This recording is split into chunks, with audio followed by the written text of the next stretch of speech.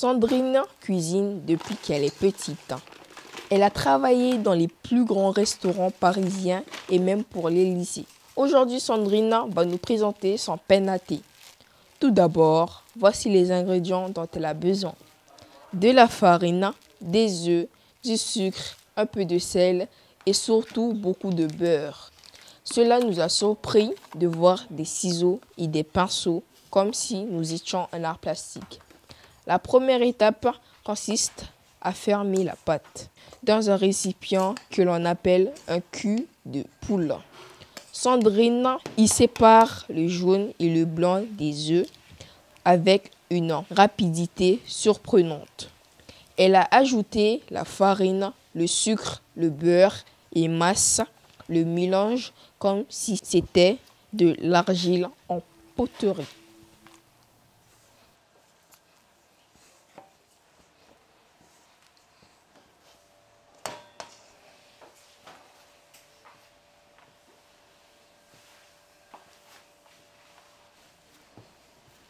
Pour que la pâte devienne bien molle, la potière se met à la travailler dans tous les sens.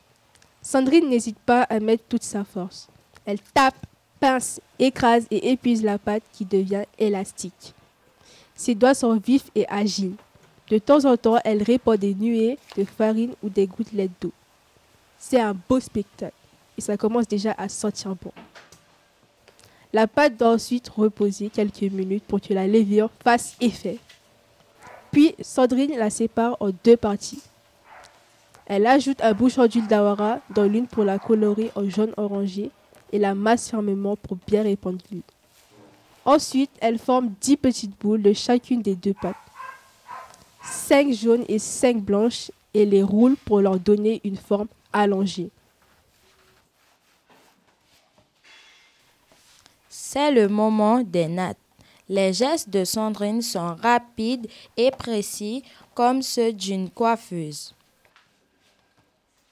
Bientôt apparaît un cœur, c'est magnifique.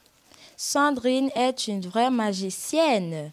Elle enroule la pâte en spirale pour former des petites fleurs que l'on appelle des pommes cannelle, qu'elle dépose au centre du cœur. À l'aide d'un pinceau, elle enduit le pain de jaune d'œuf pour lui donner un effet doré. Son dernier geste consiste à donner des petits coups de ciseaux pour rendre sa composition encore plus belle. Voilà pourquoi elle avait besoin de ce matériel d'artiste. Et voilà, maintenant, il ne reste plus qu'à laisser reposer le pain à thé, le mettre au four et le déguster avec un bon chocolat pays. Miam!